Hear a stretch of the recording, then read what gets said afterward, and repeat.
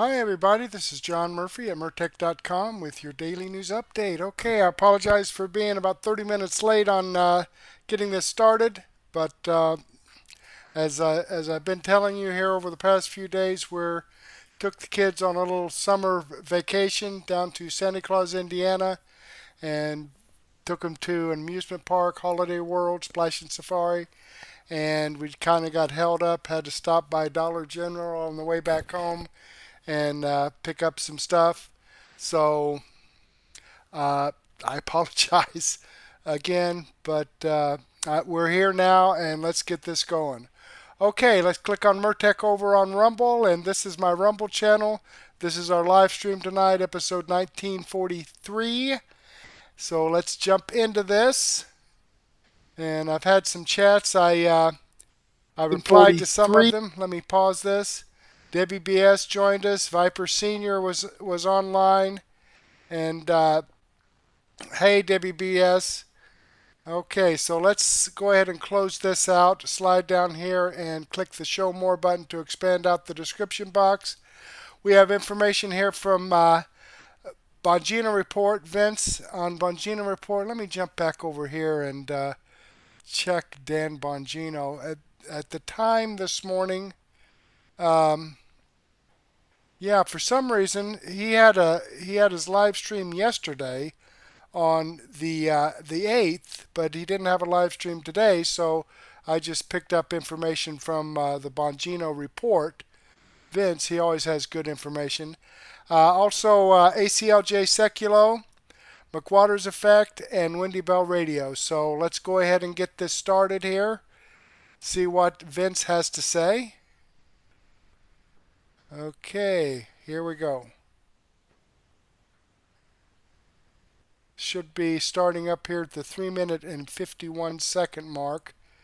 And the Wi-Fi here isn't the best, folks, so California.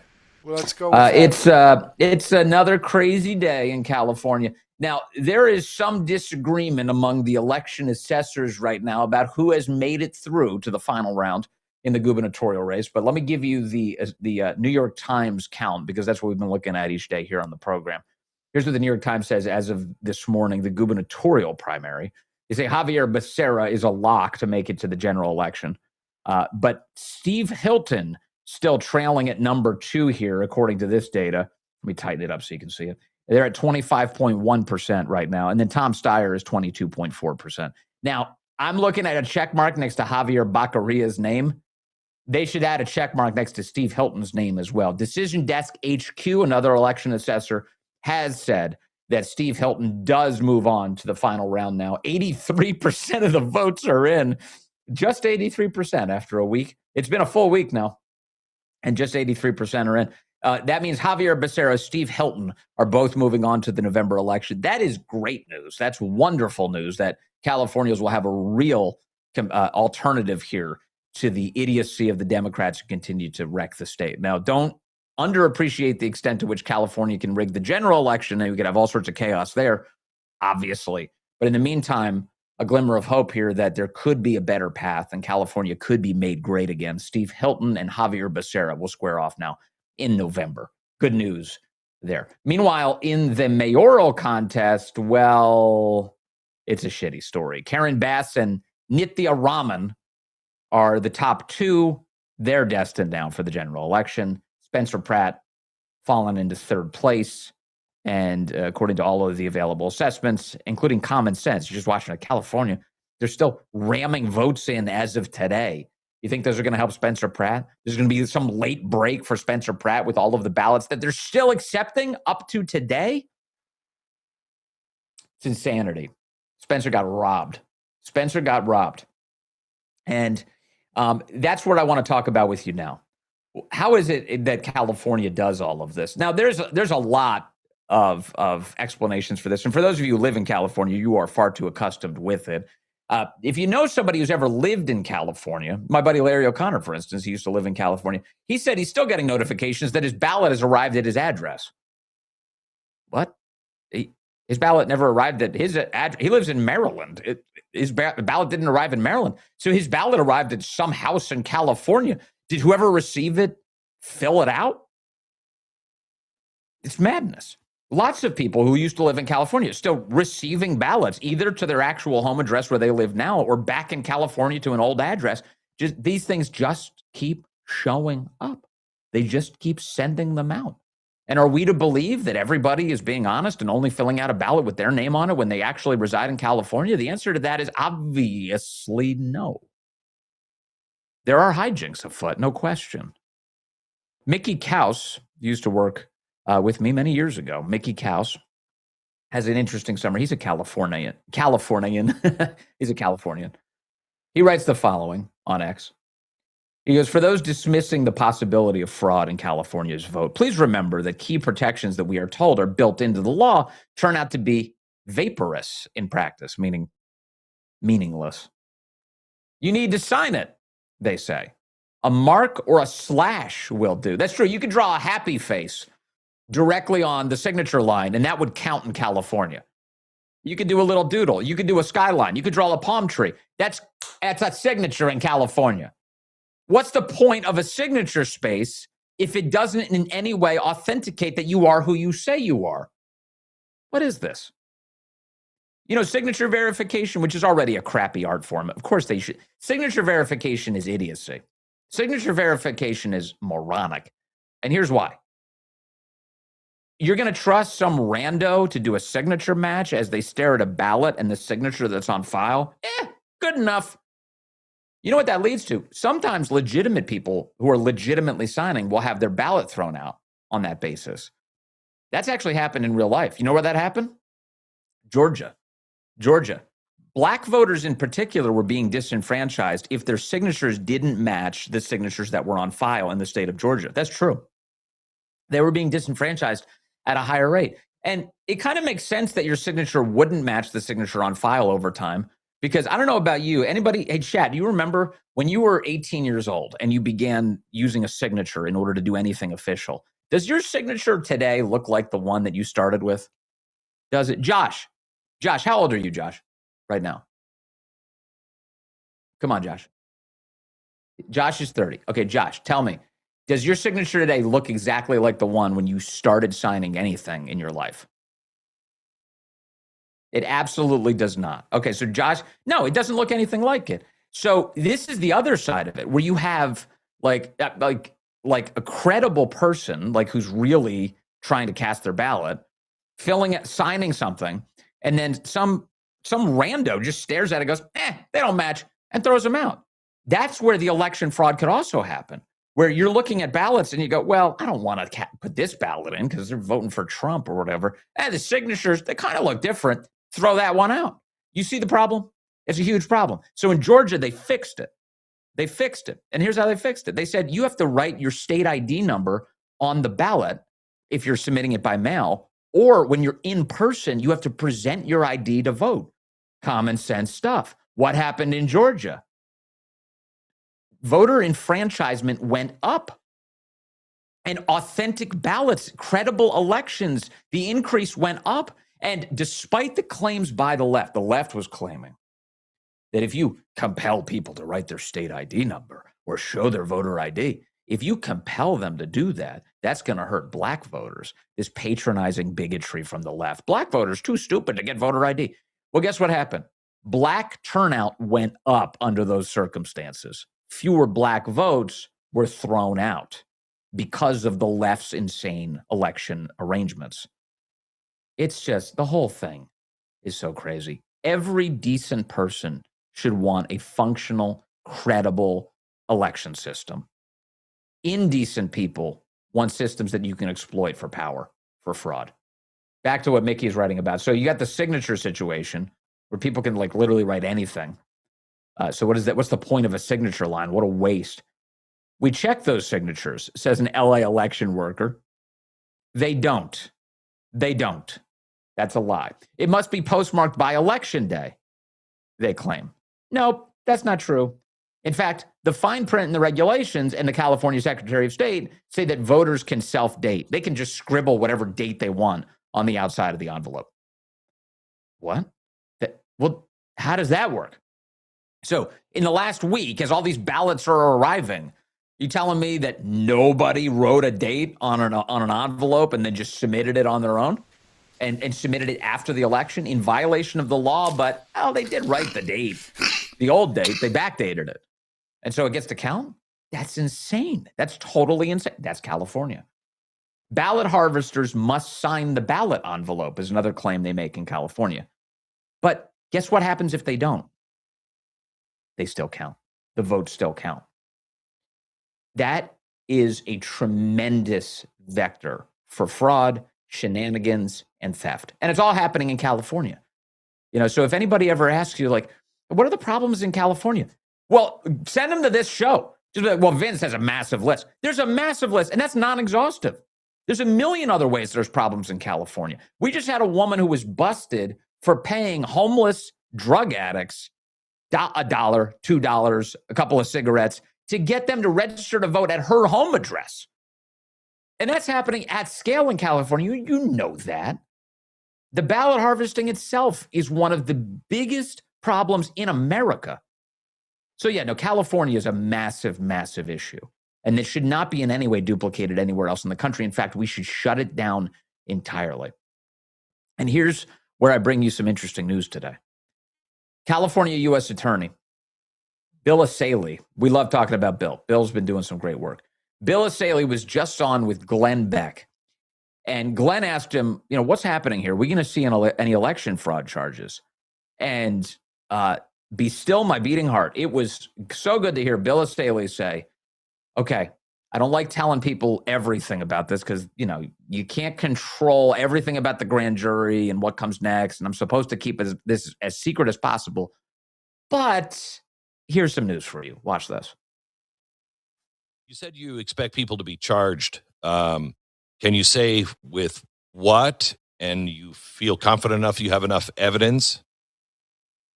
I will just say it will be election fraud charges in the next. I hate to put timelines on things, but 1 to 2 months. I believe we need the some of these results to be certified so we can prove some of the allegations. But we will be charging some people. I can't get in too much, and mostly, Glenn. I mean, it's not just DOJ rules, but we also want to protect innocent people. If we get something wrong, we don't want someone to be tainted with the stain of an investigation until we're able to prove that in court. So I can't get into too much, but just know that at this point right now, we're wide open for investigations. If anyone knows anything, direct evidence. I know people have theories and they have ideas, and what we need right now are witnesses. If you've witnessed anything, if someone voted in your name and you found out someone voted for you, we want to know about that. If you saw someone collecting ballots in a suspicious way or doing something odd with ballots, we want to know about that. Those are the kind of things we need direct evidence of right now so we can launch into deeper investigations. Okay, so there's a lot going on here. One of them, he says the election has to be certified first before we can move on criminal charges in the fraud cases that we're developing. Now, that's the kind of thing where you might hear it and you go, that's disheartening. You don't want them to have to be certified first. Why can't it happen sooner? My guess is that there's a legal justification for this, that damages have to happen first in order to redress them. That might be the case. I'll let the lawyers handle this, but remember what we saw in Virginia, like as the Democrats were trying to steal all of those congressional seats, the election had to play out first before the court cases could move. That was that one thing has to happen before the other. That's often the case in these legal battles. Bill Asaley is a killer. The guy knows what he's doing, and he's been great in this role as U.S. attorney. In fact, he's gone after a ton of illegals really efficiently in California. So I'm gonna trust Bill Asaley, given his record here, that he's doing the right thing. Also, 1 to 2 months is a very interesting timeline, because 1 to 2 months, let's say we're in June, so that's July and August. That puts us decently ahead of November's elections. In other words, if he can secure criminal charges against the bad actors in the California election system prior to November, he may be able to prevent a huge theft operation going into that gubernatorial election, where Steve Hilton right now is very much in play to potentially become the next governor of California. So this is not a small thing at all. Also, there's, we'll see what's possible here based on these charges and what kind of bearings it has on the election that just played out. But we have seen courts before say, hey, there was too much fraud in that election. That election needs to be redone. That may well be the case. One thing at a time here. But I am going to take this with a lot of optimism that the U.S. attorney there says we are bringing election fraud charges. You don't say that lightly because that means you have evidence in front of you. Also, for those of you in California, listen to Bill. If you have genuine direct evidence of any kind, like for instance, if you are trying to cast your ballot and they say, hey, somebody else already cast it, give that to him. Call the U.S. Attorney's Office. Let them know about any direct evidence that you're engaged with that is highly suspicious, especially if it involves you as a voter. That's really key. Let him know that. Of course, as he said, lots of people have theories, and that's fine. There's all sorts of good and very likely credible theories about the way this fraud is being conducted. But what they really need is big E evidence in order to take down these fraudsters. And so stay in touch with the U.S. Attorney's Office there. Okay, I'm going to go ahead and pause this there. I will have this video in my daily news wrap-up. Okay, so great information. Nice updates on what's going on in California. Now, the Save America Act, and I would say if these are federal indictments, federal investigations, federal charges, I don't think they'll stick for a state election. Any laws that the federal government makes would not pertain to a mayoral race in Los Angeles or a governor's race in California, because federal laws can cover federal elections. Like for primaries for president and elections for president, and probably primaries for House and Senate seats. But I don't think local elections would be covered under federal jurisdiction. I'm not a lawyer, I'm not a judge, but I've heard of situations like that before, that the federal government cannot interfere with local elections. Maybe I'm wrong, I don't know. That's just what I believe I've heard. Okay, let me click on this Rumble link here and show you that this video does come from Bongino Report. This is Vince here, the video I shared with you. I've given him a thumbs up. I hope you do the same thing for me. All right, let's jump back here, and it looks like M41 Coco joined us. Hi there, M41. How you doing? Yeah, let me give you a little heart and a flag. Thank you for joining us. Okay, and Susie Pohl, 2016. Hi to you. Thank you very much for joining us. I appreciate that. Okay, let's. Anybody else want to jump in the chat? I'd appreciate it. Okay, let's see what ACLJ, Sekulow, American Center for Law and Justice, the truth about Trump interview walkout. Okay, well, let's see what that's all about. We've heard some information about it, some interesting stuff, but let's see what their take is on this. And if this kicks in, it would be fantastic. Okay, again, the Wi-Fi here at these cottages where we're staying. You had a couple different instances in the mainstream media where it feels like the chaos and the meltdown is occurring. And look, it's also occurring, I want to say, not just because you have President Trump in the White House and someone who can be a little bit more aggressive. It's also, remember, we're in a new day. This is 2026. You're going to see a lot of shakeup in the news, and not just with the CBS situation, not with just Barry Weiss, not with just conservatives. You're going to see it across the board because they are in a bit of chaos to figure out what the future looks like for mainstream news media, for network news. President Trump was on Meet the Press, and after a pretty extensive interview, but you probably didn't see that, it did a little bit rough. We'll play that. This is actually the walkout moment from President Trump with Kristen Welker. And I want to give you a little bit of background here as well, because there has never, I think, been a president that's more accessible to the people that hate him the most, the press, than this president, right? President Trump has been on Meet the Press as president 3 times. Once back in his previous term with Chuck Todd, and now this is the second Meet the Press appearance with Kristen Welker in his second term. What you're seeing with the headlines, walks out after he gets pushed back, contentious interview, etc., is only showing the end. And we're going to show that too, because he was, I thought, did a great job. But what they're not showing you is the 38 minutes That's the main thing. Interview that they aired before this moment. The frustration that led to this. He gave a full interview. They're making it seem like he showed up, did 5 minutes, and said, "This is a waste of my time," and walked out. In the rain, where it's on a metal roof on a farm in rural Wisconsin, and they have to keep pausing and moving the times and saying, "Hey, can we wait?" He gave them more of an hour of content. They aired 38 minutes of it, and this is the clip they're showing you. This is bite 1. It's the end of it, but they're not saying that he sat down and fully cooperated. Let's roll bite 1. Evidence than ever presented. Let's talk your about elections in this country. court. We're like a third world country. But, sir, your elections are crooked, and you're crooked, and Meet the Press is crooked, and so is ABC and CBS and CNN. But, Mr. President, you're one-sided crooked network. So let's call it quits because I've had enough. Thank you, darling. Have a good time. Mr. President, let's please. I traveled all the way to Wisconsin. I've sat in the rain with you. I know. I traveled all the way to for an Wisconsin. hour, on and off in the rain, and I've given you enough time.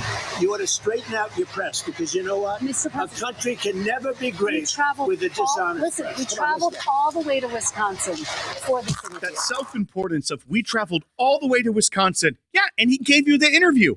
He gave you a full hour of content. You aired 38 minutes. It was almost your whole show, as normally in Meet the Press is. And you brought up a good point. How many times did Joe Biden do that well? 0.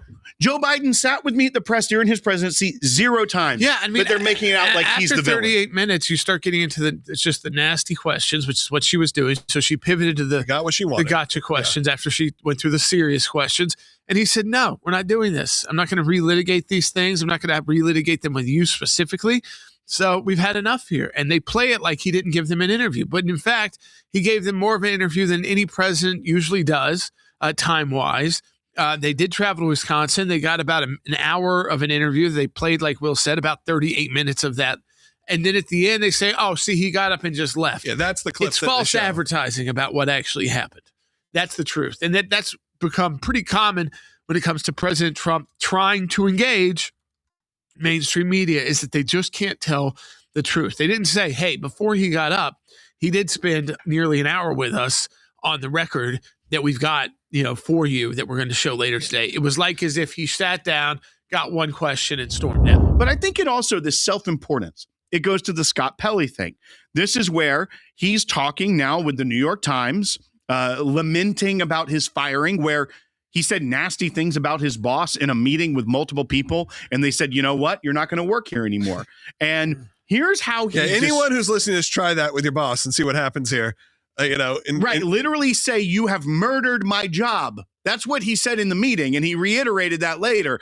But this is him. This is bite 2, because this goes to that self-importance factor, because he was responding to President Trump saying a litany of things about Scott Pelley, as well as saying, like, they don't even care about this country. And here's where the self-importance shines through. Here's how Scott Pelley sees himself. Bite 2. I've never worn the uniform, but I've been in combat for this country in Afghanistan and Iraq, Kuwait, been shot at, spent nights in foxholes filling up with water in the desert. I'm not aware that the President of the United States has ever done any of those things for his country. Please correct me if I'm wrong. You become a journalist because you love the First Amendment. You become a journalist because you love the country. And while all the other descriptions that the president used about me might be applicable, not that one. idea of I've been in combat for this country is a bit odd to say when we really know what you mean. Look, I have full respect for the journalists that do put themselves in the press, war reporters that go into harm's way to get us the information. More respect than you possibly know to all of those people, including Scott Pelley in that situation. However, do not pretend also you are a soldier, not pretend you are fighting for the country in that way. That is a very different thing. You start really getting into the stolen valor kind of warning. You could be, you're voluntarily being in that. Obviously, we have a volunteer military as well, but it's a different situation than being the one who are the actual targets. And to then say, correct me if I'm wrong, I don't know if the president has ever done that, the commander-in-chief of the country. Right. He's been the commander-in-chief multiple times now. He's been reelected after the 2020 debacle. And so he is now president again, commander-in-chief, a constitutional position. Yeah. There are plenty of people, by the way, in the history of journalism that were what? Propagandists. I mean, let's not be beat around the bush here. I mean, some of the most legendary journalists of our time were not always on the up and up. So let's not just give some blanket, you want to be a journalist because you love the First Amendment. I don't know. There are a lot of journalists who are doing double duty, who have always been people who are against the First Amendment, are against the government, against or working on behalf of other governments. So let's make it a little less like it's this, I mean, like I would consider ourselves journalists to some extent. And I also think there need to be checks and balances. Well, I think if you work for the American Center for Law and Justice, you truly love the First Amendment. That is kind of the core of what the work is here. It's not just going on 60 Minutes, having a very long, comfortable career, as he has. And supported. And then all of a sudden, you get fired because you go trash your boss in a meeting. You thought you were untouchable. You thought you could go in there and say whatever you want about your boss, your new boss, and get away with it. And so much so, here's bite 4. When he found out he was being fired, let's roll it. Hear how much this has hurt you. Yes, it's like your spouse being murdered. And I don't care about me. It's not about me. I am not emotional about this because I have lost this job. I've done it for a long time.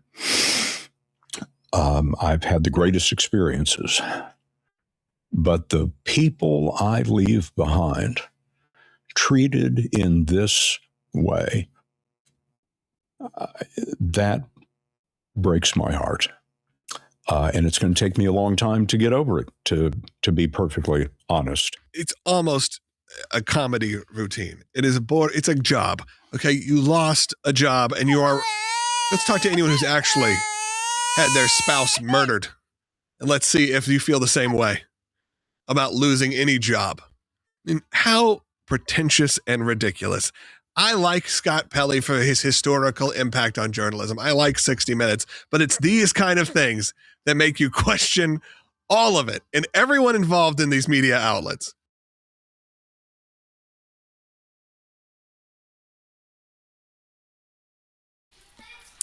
Alrighty, folks, there you have it. Let me click on this Rumble link and show you that this video does come from American Center for Law and Justice. All right, this is the video that I shared with you. I've given him a thumbs up. I hope you do the same thing for me. Now, the thing that baffles me, it really does, is, Donald Trump talks about the situation with the 2020 election and how it was stolen. And, when he does that, these mainstream media hacks, keep saying there's no evidence of that. There's no evidence. Why doesn't he mention the evidence? For example, there were 1.3 million mail-in ballots sent out in Pennsylvania, yet they've received 1.8 million back. And if he's talking to the reporter, don't you find that a little odd? Don't you think that could be evidence of fraud in the election when only 1.3 million was mailed out, yet 1.8 million were mailed back in? Don't you think that's a little fraud? A little suspicious? Don't you think it's a little suspicious or maybe could be some evidence that 365,000 ballots in Georgia were invalid? And that 60,000 dead people voted? You don't call that fraud? I don't understand why Donald Trump doesn't throw that back in their intercoursing faces. You know, because every time they keep talking about, well, you can see it was rigged. You can see it. Well, tell them about it on the air while people are listening. Not that they would probably cut that out. Not that their viewers would ever hear that or see that. But it would be nice if he did, and maybe he does, and we just don't get to see it. I don't know. Okay, let's jump back here. Let me know what you think, folks, in the comments or in the chat. If you've ever heard Donald Trump actually say specifics about what was going on. The situation where the counting areas were closed. They were closed. Yet, there's security footage of people after everyone was sent home except for 2 or 3 people were pulling ballots out of underneath these tables and running them through multiple times. You don't call that fraud? There's evidence right there, video evidence of people pulling these ballots out after everyone was sent home. You don't see that as a little suspicious? Again, I don't understand why he doesn't throw it back in their face. But, again, if anybody has heard him say that to the press, let me know about it, because I'd like to find a clip on that, because I'd like to share it with others. Okay, let's jump down here and see what McWater's effect has to say about what are they hiding. Crook's secret emails revealed. Crooks is the guy that took a shot at Donald Trump. So let's check this out here.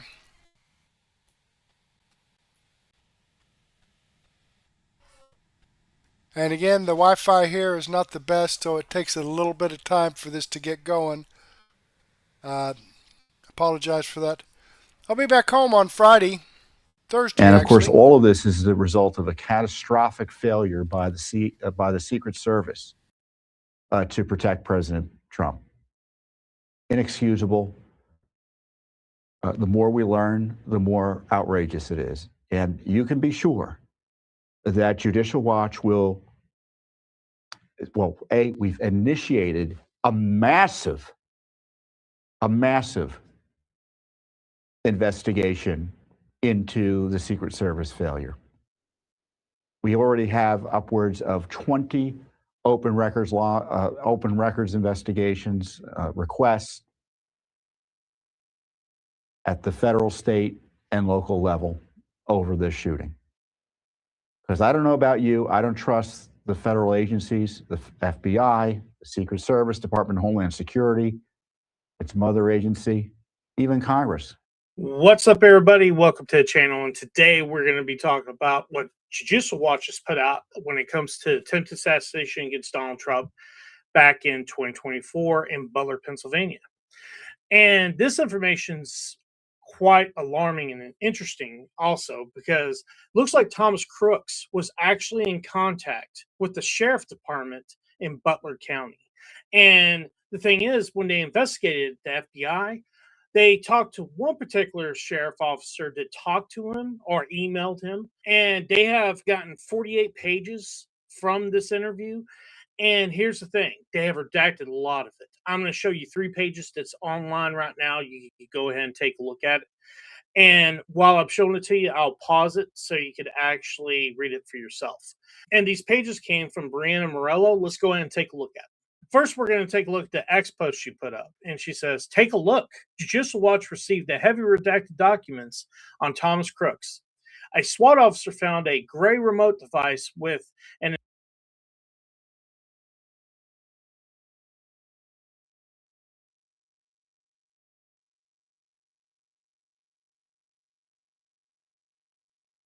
antenna in Thomas Crooks' right pocket, with the device had numerous buttons. according to the July 17th, 2024 FBI electronic communications records show that the Butler County Sheriff's Office exchanged 2 emails with Thomas Matthew Crooks prior to the July 13th, 2024 assassination attempt on former President Donald Trump. We can't tell what was said in those messages due to the redactions.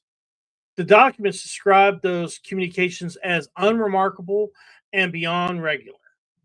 A first responder was interviewed by the FBI. During that interview, said she did not know when the shooter body was removed from the roof. She was provided a body bag by Butler County FT14S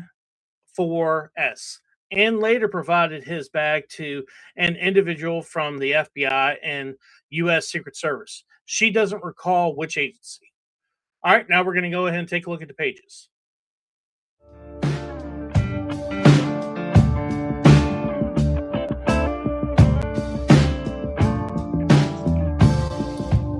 Look at all that stuff that's redacted. Why? Why? You know, and he was right, Judicial Watch, Tom Fenton. I mean, no, I don't trust the FBI. You know, Cash Patel. Now, as you can see, one of them is heavily redacted. You know, I've got no reason not to trust him, actually, at this point. But then again, the agency that he is the head of, I mean, he can ask a person, okay, I want you to get me this information. And he has to rely on what that person does, what information they provide to them. If there's some information that they don't provide to him, how's he know? Okay? The corruption has run so deep in these agencies, in the CIA and the FBI and all other agencies. It's just, you know, it's and Congress, no. Senate, House, no. Rhinos, Democrats. It's unbelievable. The others aren't as much, but when you read them, they're kind of don't really matter that much. But the other thing also, when it comes to these other documents, the other, let's say 45 that are left that they haven't put out yet, by what Judicial Watch is saying, they're heavily redacted. You can't even tell what they're talking about or what they're about. And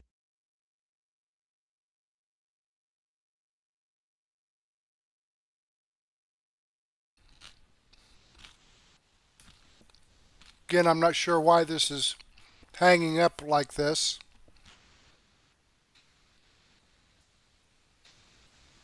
Having some issues here. I don't know if it's the Wi-Fi or something on Rumble's end. It's causing this just to hang up.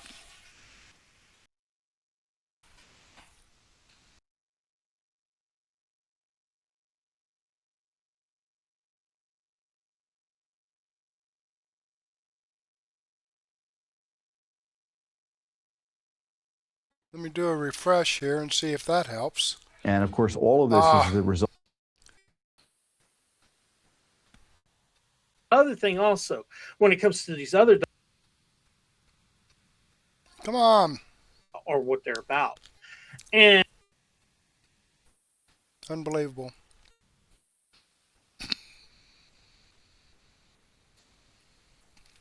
Come on.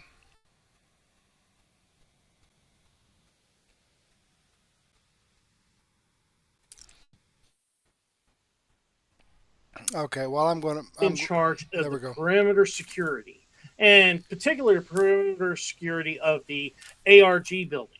That's the building that Thomas Crook got on top and shot it from. Now, what they were supposed to do is not allow people to go across that fence and get on the other side of that fence. Well, obviously, Thomas Crooks did. And somehow he got by 8 sheriff's deputies by doing so, because that's how many were actually signed to do that. And not only that, before the attempted assassination of Donald Trump, this guy had communications with this very sheriff's department and this officer right here.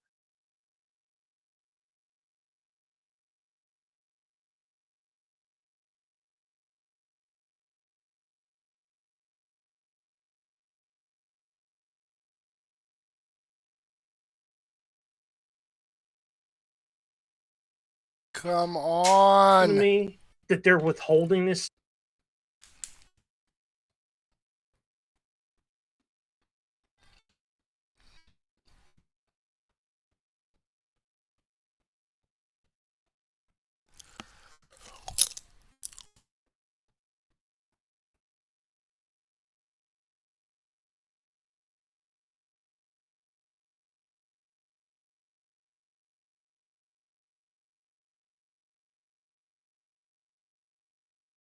I apologize for this not playing very well.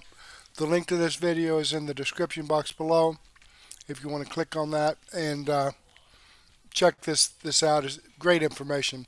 But in the meantime, let me go ahead and click on the Rumble link and show you that this video, if it comes up, does come from Waters Effect. It's a video I shared with you here. I've given him a thumbs up. I hope you do the same thing for me. All right, let's jump back here and let's see if we can get Wendy Bell's video to play. Here we go. I'm going to have to move this up. We have to move this up to the point where it's at the 143 mark.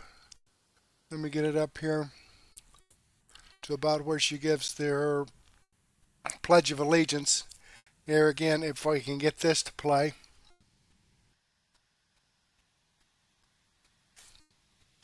Everything that they want you to believe defies.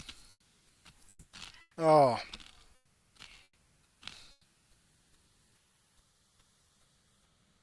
Is your typical logic. Defies that thing inside of you that tells you this ain't right.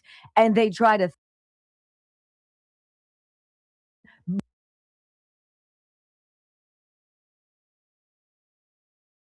down your throat and then wag their finger at you if you don't. Well, we're going to debunk a lot of that. We're going to expose a lot of that. We're going to give you everything that we think you know. And here's the best part of this program.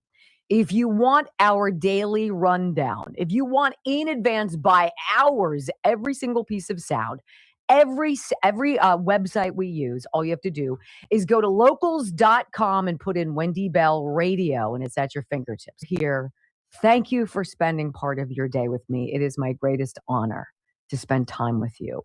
Welcome home. I pledge allegiance to the flag of the United States, to the flag of the United States of America, and to the republic for which it stands, one nation, under God, indivisible, with liberty and justice for all. Amen. You know, there's this weird out there. It's a new kind of talking point.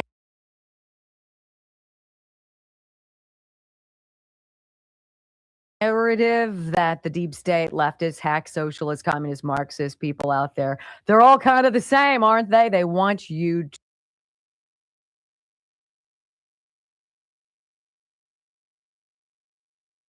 to believe that a little bit of cheating doesn't mean a lot of bit of cheating. It's a little bit, it's okay. It really isn't going to change an election. Do you guys believe that? Do you believe that a little bit of murder is okay? I mean, I didn't kill a lot of people, just a couple, right? Does that make sense to you? Or rape? A little bit of rape. A little bit of rape is fine. Now, if you rape a lot, that's bad. No, in no world, in common sense land, in Realville, is a little bit of something that's bad acceptable. Except if you're a Democrat and you're trying to convince people that the low IQ, completely unpalatable boobs that you're pushing out as your candidates, they're perfectly reasonable and they should be the ones who are selected, even if there's just been a little bit of, funny business going on. You're going to hear one of the most outrageous interviews I think I've heard in the last year. And it's Chris Cuomo sitting down and he's talking with U.S. Attorney from California, Bill Asaley. And Bill Asaley is investigating, has been for a while, cases of suspected election fraud. And this interview is the most obnoxious thing I've seen in forever. And Chris Cuomo is obnoxious, so it's not, it's not surprising. But when you hear it, Every now and again, some of the stuff that goes on in this world, ladies and gentlemen, it kind of takes your breath away. And it's not okay. You know, in California, the story now is that Spencer Pratt, well, he's done. We haven't finished counting all of the votes, right? We've mailed ballots to every single eligible voter. And somehow the eligible voters keep going up in numbers while the population of California keeps going down. It's this weird thing that's like, I don't know about you. I'm no math major, but that doesn't make sense to me. They know that Spencer Pratt is going to get carved out of the LA mayor's race. And we're going to talk about that a little bit more coming up. But I want to talk to you about Xavier Becerra, the former HHS secretary under Joe Biden in his hyperbaric chamber, right? Xavier Becerra, as the Secretary of Health and Human Services, was an abject disgrace. He oversaw the loss of somewhere between, and the estimates vary, 300,000 and 450,000 unaccompanied illegal alien children. People whose moms and dads from all over the world paid someone to bring them here to the United States for a shot at what I dare say I know I take advantage of and for granted every day, the American dream. To live in a place where you can have food and fresh drinking water and shelter and the ability to do what you want, how you want, how you want. A lot of people don't get that. And about 500,000 families around the world sent their children here, hoping that their children would get something better than they were able to provide at their home. Now, I don't know about you, but when I was pregnant with any of my 5 sons, I did anything I could to make sure they were safe. I took the right vitamins. I didn't drink. I didn't eat processed foods. I exercised. And when they were born, like most parents, we baby-proofed the house, right? You put those plastic covers on the plugs or on the outlets in your house. You move things away that they can't hurt themselves with. You watch them. It is the most perilous time in a parent's life is those beginning years when a child can drown in a toilet or wander across the street and get hit and killed by a car. We do everything we can for our children to protect them. Xavier Becerra lost those children. Didn't just lose them. This is the guy who criticized his staffers for not moving these children out of the shelters fast enough. And he said, and I quote, in his plans, he never would have become famous and rich. This is not the way you do an assembly line. Xavier Becerra, ladies and gentlemen, views the world's children who came here, who needed protection, who needed someone to give a rip about them. He put them in the hands of drug dealers and human traffickers and people who are slave laborers or labor havers, right? And he lost them. And now he's the front runner for the Democratic Party to be the governor of California. Are you crazy? And I'm going to say this to you. I want to play 2 bits of sound real fast. This is the moment when Steve Hilton, the Republican for governor of California, when he lost the top spot, when all of a sudden Xavier Becerra, who nobody likes, took the top of the leaderboard. Also, just want to quickly show you governor race. A lot more coming in on that. We are up to about 300,000 new votes just within the last hour.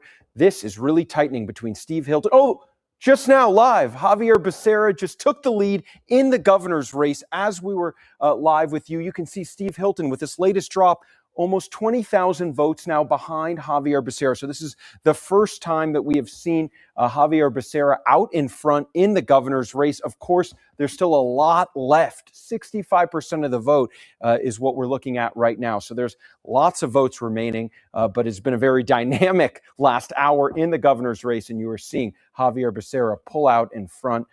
Tom Steyer not too far behind Steve Hilton, about 5 percentage points. Now, I'm going to ask you this. How is it possible that the person, Javier Becerra, that nobody voted for in person, all of a sudden is the guy everybody wants to vote for by? Nobody likes this guy. Nobody knows this guy. This guy admitted he didn't know where almost 500,000 children went. It is so bad, and his credibility is so non-existent that Xochitl Hinojosa over at CNN, who worked in the Biden administration, said this. California will be the target of this administration on immigration enforcement, for all sorts of issues, because it is only because it is a Democratic state, because it is a blue state. That's the reality that we live in. It has been, and it will be even more. Whoever is going to be governor will have to stand up to Donald Trump. Can I tell you, after working in Joe Biden's administration, I do not trust Javier Becerra to do that. Can I just say, whoa. I don't trust that he would be able to do that, and that is the feeling. You don't trust that he'll be able to stand up to Trump? I don't think that he will be able to stand up to Trump and lead. And the reason why anybody on that stage who before she answers that, can I ask you why? Because when I saw him in the administration, and I think a lot of people did, and that it's people understand this, he was not effective in governing. And I think that a lot of people in the Biden administration are talking about this because they realize that he was not an effective HHS secretary. And if you ask any cabinet secretary, they would tell you the same thing. And so I think that there is I think people recognize this, and I think this is why Tom Steyer has gone to the top. Do Biden and Harris think that? I think there have been, I have not spoken with them about it. I'll tell you that this is not the first time that I've heard that, right? Yeah. So what Xochitl's talking about is a real thing. Yeah. And you kind of got a little bit of a sense of it on the stage tonight, where the attacks against Becerra were not about what he was or wasn't going to do in California. It was about his record in the Biden administration. It was about his character. It was about his leadership. And I do think that's going to be a problem. I'm not sure the Joe Biden adjacent brand is a good brand right now anywhere in this country. And I also think that the HHS situation, when you dig deeper into what he did in that role, that could be a problem for him. And lo and behold, he is the new Democratic darling for the governor of California. And you're supposed to believe it. A Biden insider says he's not trustworthy. He's bad at his job. He's weak. There he is. Number one on the leaderboard, ladies and gentlemen. But don't you dare ask questions. Don't you dare believe your lying eyes. That is the theme of today's program, ladies and gentlemen. And my, do I have a lot of fodder for you next on the Wendy Bell Radio Network. All right, there you have it. Let's get this up here to about the 52-minute mark. And, all right, come on. If it'll start playing, that would be fantastic. Hello?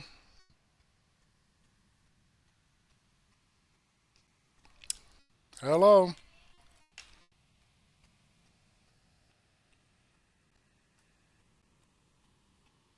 Shop / Still in her commercial. I'm at 52.5 minutes. Normally she cuts in by this time at 53 minutes. Come on. You can do it. While we were watching ABC 7 Los Angeles News, let's check the leaderboard. Oh my gosh. Javier Becerra. I'm going to keep pronouncing it wrong because I can, right? He's now overtaken Steve Hilton with 20,000 votes. How did that happen? I'm sure it's nothing. It's just the way California does things. They're just different than everybody else. There's so many people. Okay, India. has like what, 7 trillion people, right? And they have same day elections. And at the end, they're like, here's the winner. And we can't do that in California. And you're supposed to take it and be like, huh, they tell me that's just how it goes. Really? Come on, man. Right? So he tweets out, Becerra, low IQ Becerra tweets out yesterday as it comes out that he's going to be one of the 2 top contenders. It's going to be him. It's going to be Steve Hilton, right? And he puts this out. California isn't the problem. Trump's hatred of our democracy is. Really? He says, in California, we count every vote, not just the ones Donald Trump likes. We count dead people. We count people who've moved away. We count people multiple times because we send them multiple ballots, and we count them all. We count people who don't even exist. We count so many people. Becerra. Oh my. Pay attention to that name. The guy is dark and he's dumb. And that's perfect for the Democratic Party, isn't it? You know, you almost feel like what you live in isn't this magnificent experiment that we call a constitutional republic. It's now something different.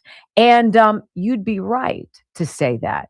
So one of our favorite X accounts, deepfake quotes, anonymous with the video about what happens when a republic becomes a banana republic. And it's all about people losing faith in the system. Most people think a republic dies when the wrong person wins an election. History suggests something different. A republic dies when enough people stop trusting the institutions that hold it together. Not when they lose, when they stop believing the game is fair. The phrase banana republic wasn't originally about bananas. It was about power. A system where the connected thrive, where insiders protect insiders, where rules seem flexible for some and rigid for others, where government serves itself before it serves the people, and perhaps most importantly, where trust disappears. Because trust is the invisible foundation of every republic. People can accept defeat. People can accept being outvoted. People can accept losing an argument. What they struggle to accept is the belief that the outcome was predetermined, that the rules were different, that transparency no longer matters, that questions are forbidden. Whether those fears are justified or not, history teaches us an uncomfortable lesson. Perception matters. A government cannot demand trust. It must earn it. Every day, every election, every audit, every explanation, every answer. Because once enough citizens believe the system is protecting itself rather than serving the public, something begins to break. Not necessarily the law, not necessarily the vote, the bond between the people and their institutions. And when that bond breaks, cynicism rushes in, participation declines, faith disappears, the public begins to see corruption everywhere, and eventually, even honest outcomes become suspect. That is the danger, not merely corruption, not merely incompetence, but the loss of legitimacy. A republic survives disagreement. A republic survives scandal. A republic survives bad leaders. What it struggles to survive is a population that no longer believes the truth can be known. So perhaps the question isn't whether the particular state, party, or politician deserves the label.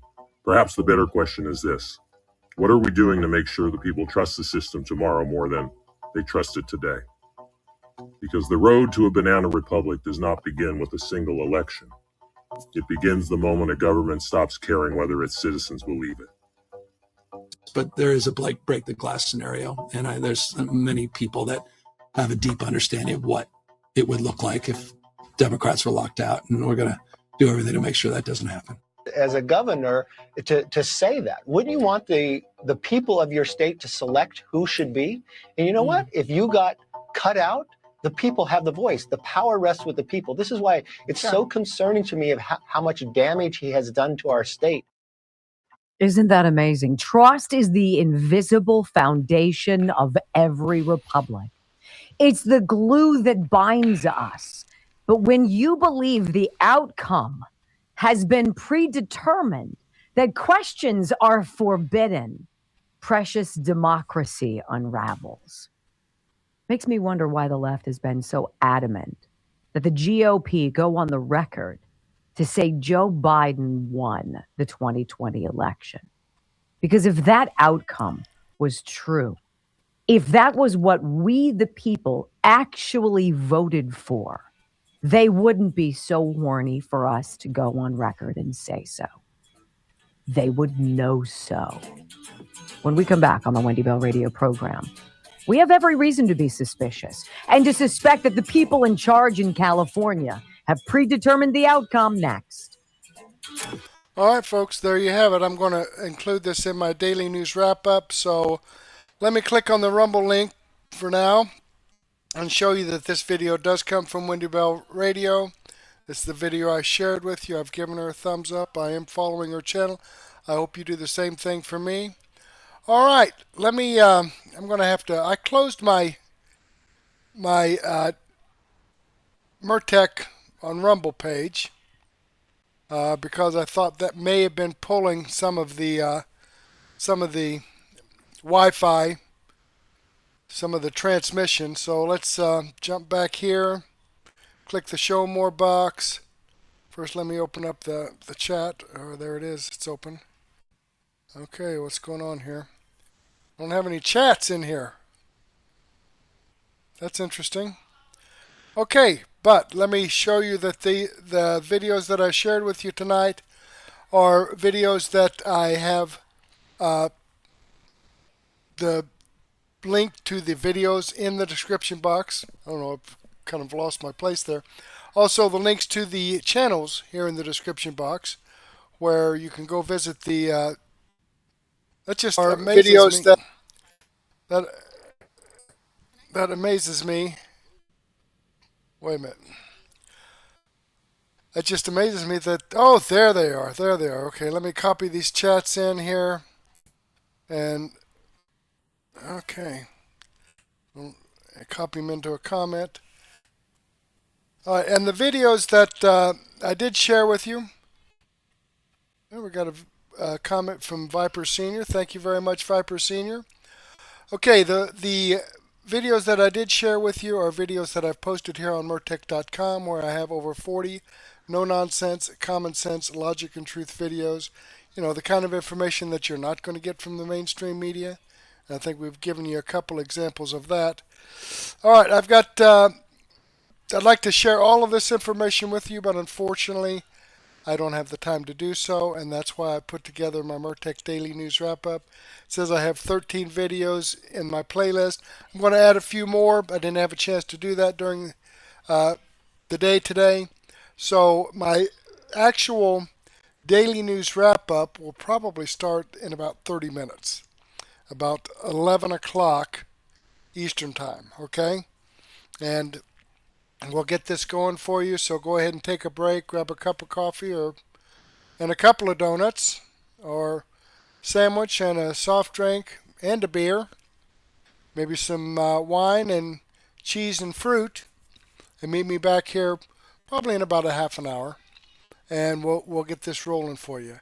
But in the meantime, I do want to thank you for being with me. Hopefully, I'll get to see you again later, and may God bless.